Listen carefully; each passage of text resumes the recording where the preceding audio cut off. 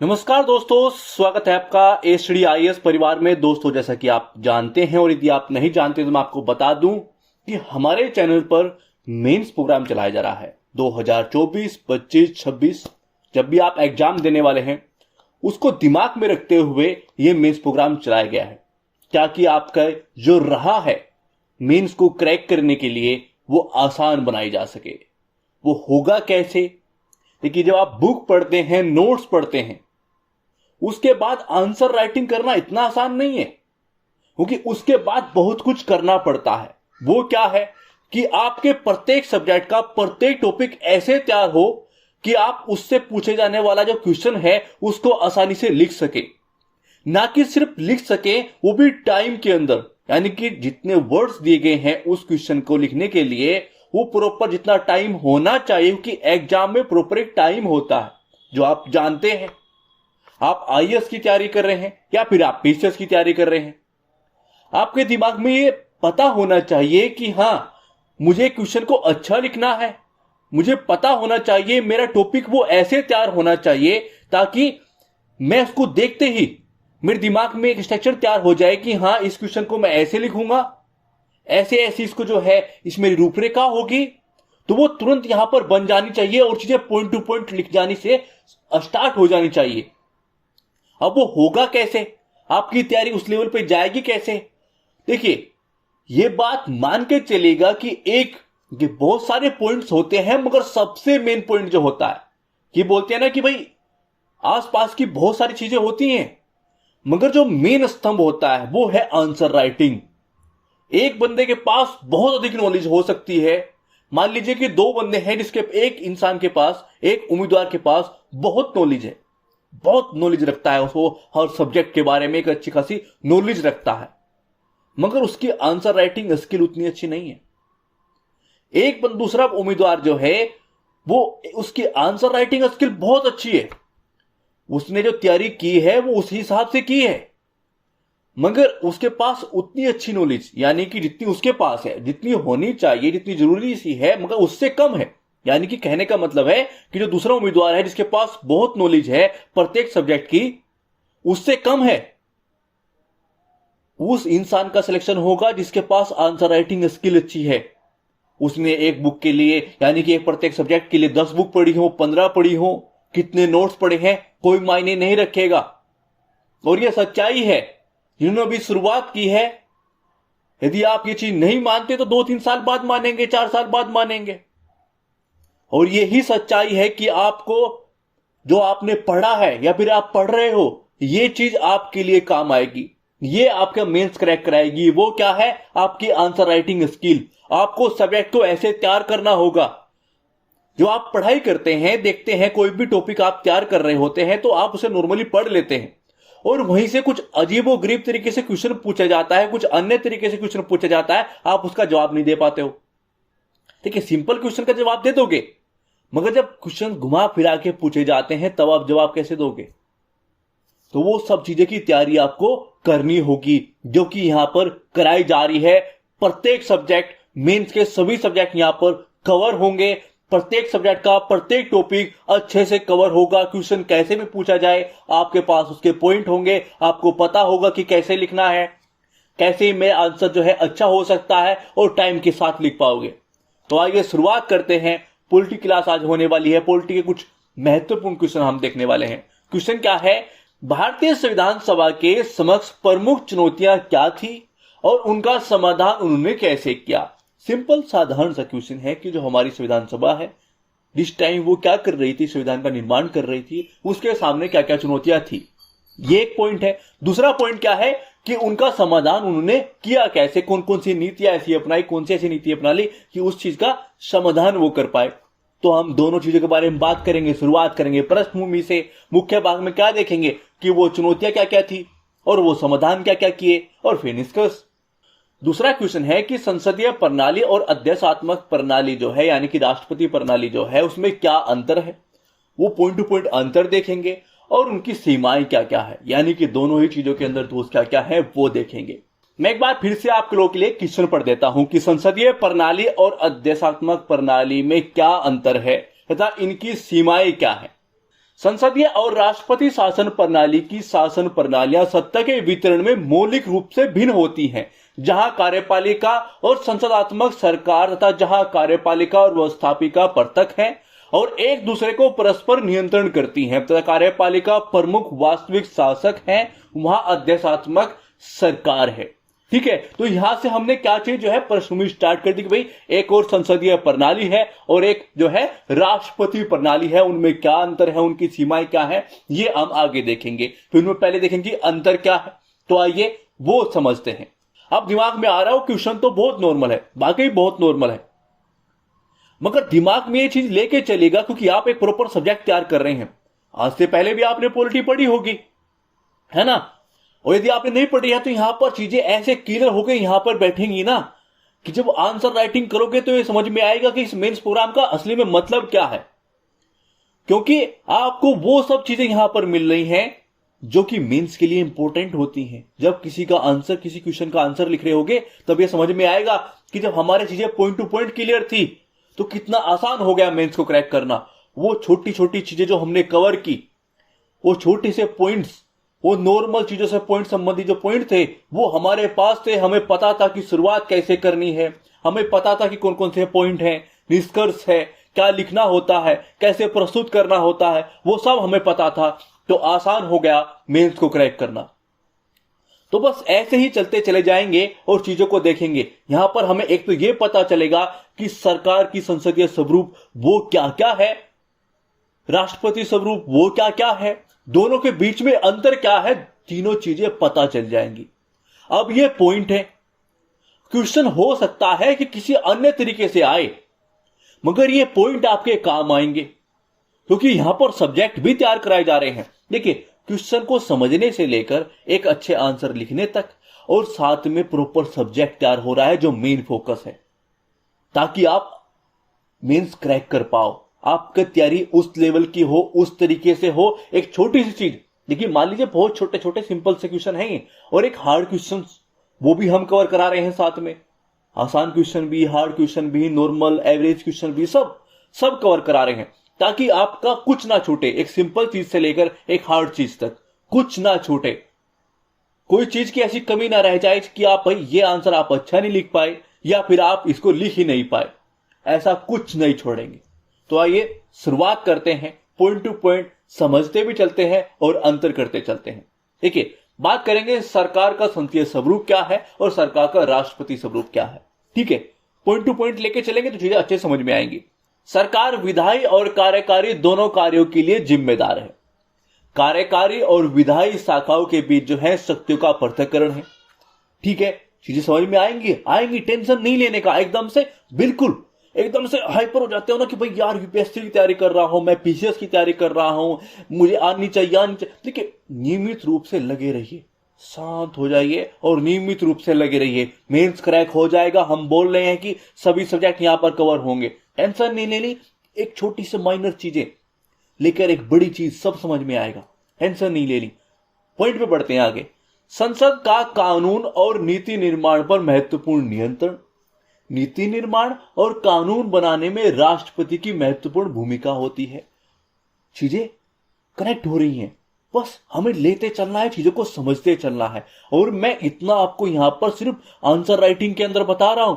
जब subject cover कराएंगे तो जो सुई की नोक होती है ना, उसके बराबर भी चीजें जो है लूप होल्स नहीं छोड़ेंगे, वहां पर सब चीजें कवर कराएंगे। ठीक है, जो प्रॉपर मेन सब्जेक्ट होंगे, समरी भी कराई जाएंगी ताकि आपके काम आ सके। जब एग्जाम के टाइम पीरियड होगा वो भी कराई जाएंगी और सब्जेक्ट भी कवर कराए जाएंगे, तो टेंशन नहीं लेनी। आगे बढ़ते हैं। प्रधानमंत्री संसद को भंग कर सकते हैं और नए चुनाव बुला सकते हैं। ठीक है, राष्ट्रपति विधायिका को भंग नहीं कर सकता है या चुनाव नहीं बुला सकता है। चीजें समझ में आ रही हैं?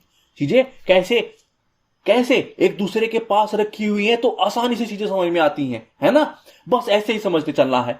संसद अविश्वास मत के माध्यम से सरकार को जो है बर्खास्त कर सकती है। राष्ट्रपति को जो है विधायिका द्वारा पदच्युत नहीं किया जा सकता। कार्यकारी शक्ति जो है निर्वाचित संसद और विधानमंडल में निहित है। कार्यकारी शक्ति एक अलग निर्वाचित राष्ट्रपति में निहित है ना। तो चीजें कैसे कंपैरिजन में कितने अच्छे से चीजें क्लियर हो रही होंगी। सरकार का मुखिया जो है आमतौर पर प्रधानमंत्री होता है, सरकार का मुखिया राष्ट्रपति होता है ना। नॉर्मल सी चीज है। यही चीज रटने में चीजें यहां पर बार बार रिवीजन करो और कंपेयर करके पढ़ने में चीजें यहां पर सीधे घुसती हैं। एक तो हमें यह पता चल जाता है कि हमें प्रस्तुतिकरण कैसे करना है, यह पता चल जाता है कि अंतर क्या है, और यह पता चल जाता है कि उनकी खासियत क्या है ना, उनके स्वरूप क्या क्या है। और यह पता चल जाता है कि जब हम ऐसे पढ़ते हैं, ऐसे चीजें मेहनत करते हैं, तो चीजें यहां पर आती है और यहां से फिर यहां पर आती हैं और फिर पेन नहीं रुकता, फिर मेंस क्रैक होता है। ठीक है, आगे बढ़ते हैं। प्रधानमंत्री संसद के प्रति जवाबदेह होता है, राष्ट्रपति सीधे जो है विधायिका के प्रति जवाबदेह नहीं है। ठीक है, अविश्वास मत से जो है सरकार को भंग किया जा सकता है, राष्ट्रपति का कार्यकाल निश्चित है। ठीक है, सरकार बहुमत दल या गठबंधन सरकार द्वारा बनाई जाती है, राष्ट्रपति सरकार बनाता है और कैबिनेट मंत्रियों की नियुक्ति करता है।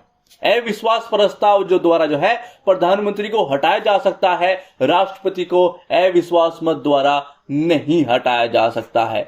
तो अंतर समझ में आया, उनका स्वरूप समझ में आया और इतने पॉइंट आप जो है वो दे सकते हैं, ये आपके पास आ गए। ये इंपॉर्टेंट है कि कोई भी क्वेश्चन डिफरेंट तरीके से आएगा तो बस हमारे पास पॉइंट है दाग देना। अब बढ़ते हैं सीमा यानी कि दोष क्या है।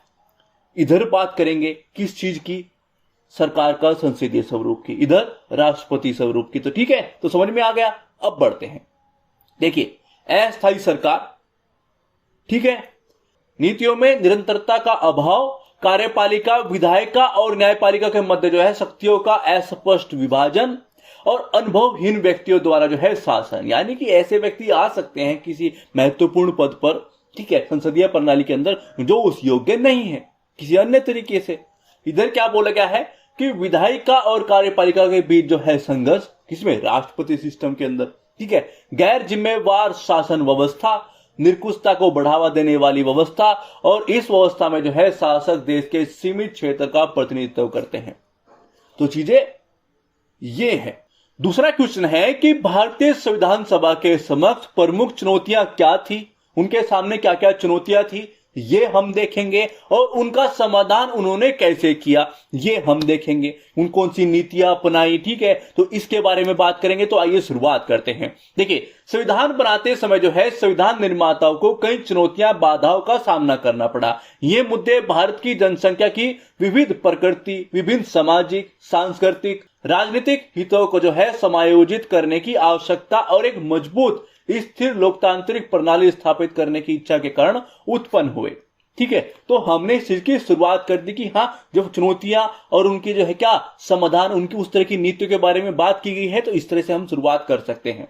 आगे उसकी जो हम कैसे लिखेंगे, वो पॉइंट कैसे देंगे, तो आइए उन चुनौतियों के बारे में बात करते हैं कि जो किसके सामने, संविधान निर्माता के सामने थी।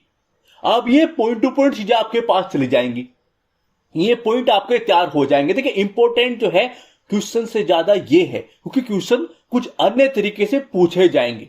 आपके लिए इंपॉर्टेंट क्या है कि भाई जब बात करेंगे किस चीज की, संविधान सभा के समक्ष क्या क्या चुनौतियां थी, क्या उनके सामने बाधाएं थी। ठीक है, तो वो एग्जैक्ट में था क्या, उनके सामने क्या क्या प्रॉब्लम्स थी। अब ये हमें पता चल गया कि भाई चुनौतियां ये थी, हम ऐसे ऐसे पॉइंट पॉइंट करते हुए ये चीजें लिख सकते हैं। अब आपके पास आ गई। अब उस चीज को वो कैसे भी क्वेश्चन करके पूछे, यदि उसके अंदर ये बात है कि संविधान सभा के समक्ष जो है क्या क्या चुनौतियां थी, क्या समस्याएं थी, क्या बाधाएं थी, इन पॉइंटों को आप यूज कर पाओगे। उसमें अन्य क्या पूछा गया है, बस वो चीज ऐड करनी है, और सब चीज हम जब हम करवाएंगे तो वो भी चीज ऐड हो ही जाएगी, तो टेंशन नहीं लेनी।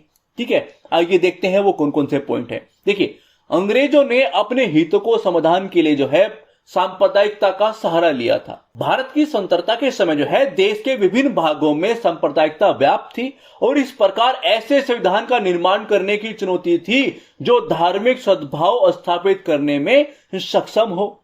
उन्होंने जो कांड किए थे, अब वो प्रॉब्लम्स हमारे सामने थी कि भाई जो धार्मिक सद्भाव स्थापित हम कैसे करेंगे, ये एक प्रॉब्लम थी, ये क्या थी, ये एक चुनौती थी। तो एक पॉइंट आ गया सांप्रदायिकता से संबंधित, धार्मिक सिस्टम से संबंधित, कि हाँ ये एक पॉइंट है, ऐसे लिख सकते हैं।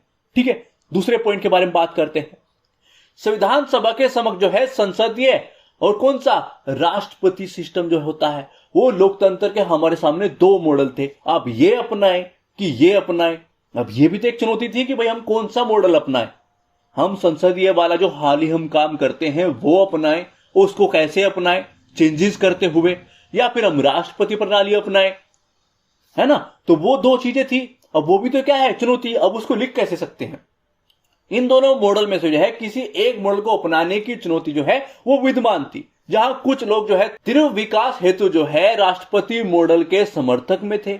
उसके क्या थे, उसके समर्थक थे कि भाई हमें क्या अपनानी चाहिए, राष्ट्रपति प्रणाली अपनानी चाहिए, राष्ट्रपति मॉडल जो है वो अपनाना चाहिए, है ना। वो उसका समर्थन कर रहे थे। वहीं कुछ लोग जो है ब्रिटिश अनुभव के कारण कि भाई हम ब्रिटिश ने यहां पर राज किया है तो हम अच्छे से उसका अनुभव क्या है, किस चीज का, संसदीय प्रणाली का, हमें उसके बारे में नॉलेज है तो हमें वो अपनाना चाहिए, उसके समर्थन में थे।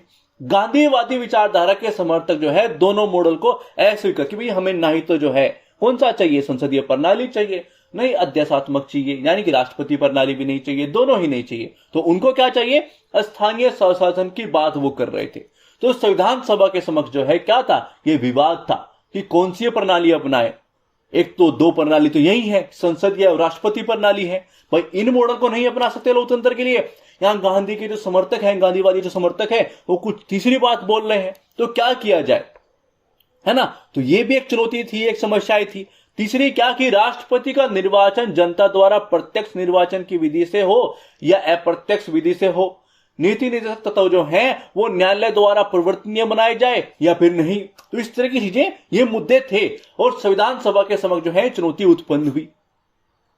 तो उन्होंने उसका क्या किया है वो आज आप देखते हो कि हमने क्या क्या अपनाया, मगर वो उस टाइम पीरियड पे प्रॉब्लम थी, वो चुनौतियां थी उनके सामने, ठीक है। संविधान सभा में जो है विभिन्न विचारधाराओं के समर्थक शामिल थे, जहां जो है गांधीवादी विचारधारा के समर्थक परंपरागत मान्यताओं और विकेंद्रीकरण पर बल दे रहे थे, वहीं नेहरू के समर्थक जो है समाजवाद का समर्थन कर रहे थे। तो इनमें समन्वय स्थापित करना एक प्रमुख चुनौती थी कि भाई किसकी माने और इनमें कैसे सामंजस्य बैठाएं, है ना। तो वो एक प्रॉब्लम थी, वो एक चुनौती थी कि क्या अपनाया जाए। कुछ लोग ये बात कर रहे हैं, कुछ लोग ये बात कर रहे हैं कि इस विचारधारा पे चलते हैं, इस विचारधारा पे चलते हैं। तो प्रॉब्लम्स थी, ये चुनौतियां थी और ये पॉइंट है, इनको याद रखिएगा अपने पास, यहां पर ऐड कर लीजिएगा, वीडियो को बार बार देख लीजिएगा क्योंकि ये चीजें यहां पर आ गई। तो एक पॉइंट क्या कि संविधान के समक्ष जो है, जो संविधान सभा थी, जो हमारे कौन थे, संविधान के निर्माता थे, उनके सामने प्रमुख चुनौतियां क्या क्या थी, ये कभी पूछा जाए तो ये पॉइंट इस्तेमाल कर सकोगे, ठीक है। पाकिस्तान के निर्माण के पश्चात जो है अल्पसंख्यक समुदाय के मन में बहुसंख्यक समाज के द्वारा जो है हितों के संरक्षण को लेकर एक संशय व्याप्त था।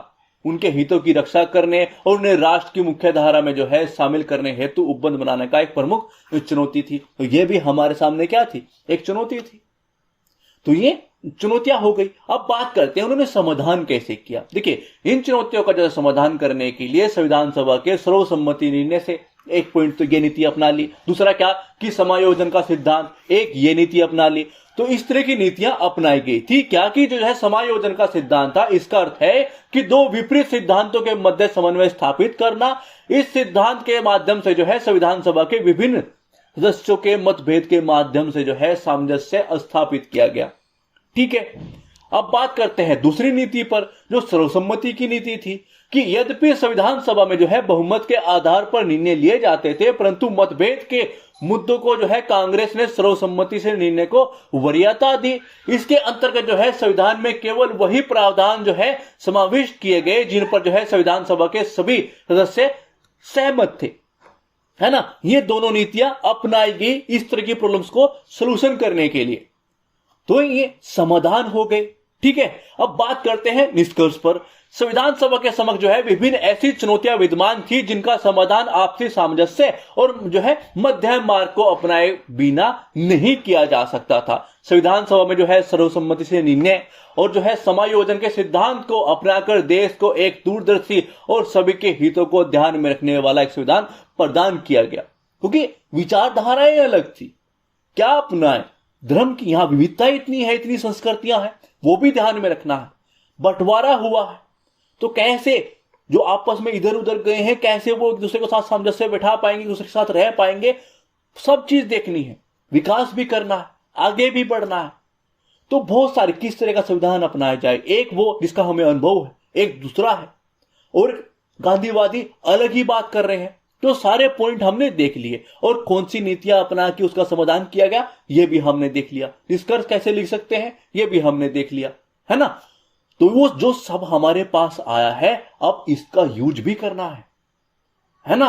बस इसको यहां बैठा लेना है, बार बार देखोगे तो सब हो जाएगा। मैं बार बार आप लोग बोलता हूं कि भाई इतने सारे सब्जेक्टों की हम जो है तैयारी करेंगे, हजारों क्वेश्चंस लिखने का प्रयास करेंगे, कैसे कैसे क्वेश्चन पूछे जा सकते हैं प्रत्येक सब्जेक्ट के प्रत्येक टॉपिक से, किस तरह से क्वेश्चन पूछा जा सकता है, सब देखेंगे। तो चीजें चल रही हैं, प्लीज वीडियो को शेयर कर दीजिए ताकि अन्य लोगों को भी हेल्प हो सके। थैंक्स फॉर वॉचिंग, धन्यवाद।